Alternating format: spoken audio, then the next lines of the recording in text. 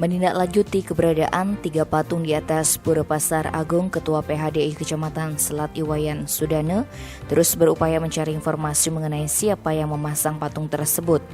Setelah ditelusuri, pemasang patung tersebut ternyata kelompok spiritual. Kata Sudane, patung itu dipasang pada 16 Januari dan selesai pada 17 Januari.